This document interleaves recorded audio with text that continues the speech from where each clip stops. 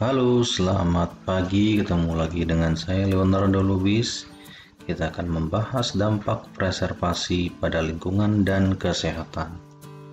Hal yang pertama kita akan lakukan adalah analisis kontak pada lingkungan dan manusia. Dalam topik kali ini kita akan membahas tentang exposure pada manusia, yaitu kontak yang dapat terjadi saat mencampur cairan, pada saat preservasi, ataupun saat membuka atau menutup kotak yang berisi jenazah atau kadaver, dan tentu saja pada saat melakukan pembedahan atau diseksi kadaver yang telah dipreservasi. Yang kedua adalah exposure pada lingkungan, di mana emisi biosida atau cairan-cairan bahan kimia yang digunakan dalam preservasi akan berdampak pada lingkungan. Jika kadaver itu dikremasi ketika sudah selesai penggunaannya, maka dianggap tidak signifikan akan mengganggu lingkungan, karena senyawa organiknya terdegradasi akibat proses pembakaran. Tetapi jika kadaver dikubur, maka agen biosidal atau cairan atau bahan kimia itu tentu akan dilepaskan ke tanah dan mungkin saja berdampak pada tanah itu sendiri. Lalu bagaimana evaluasi risiko dari formaldehida? Formaldehida adalah bahan kimia yang paling utama dan yang paling umum digunakan dalam preservasi.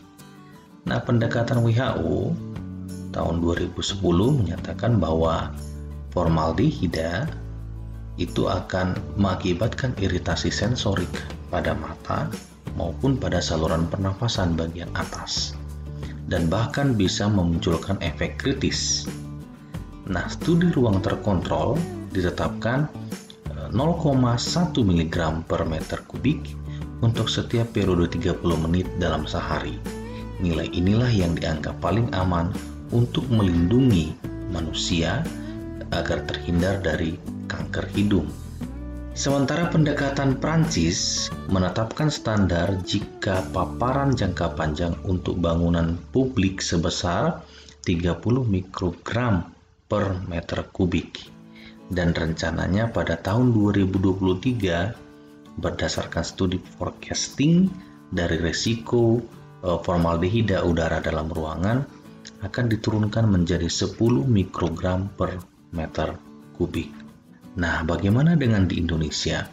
Di Indonesia belum ada ukuran atau standar baku untuk menetapkan tingkat paparan formaldehida udara dalam ruangan.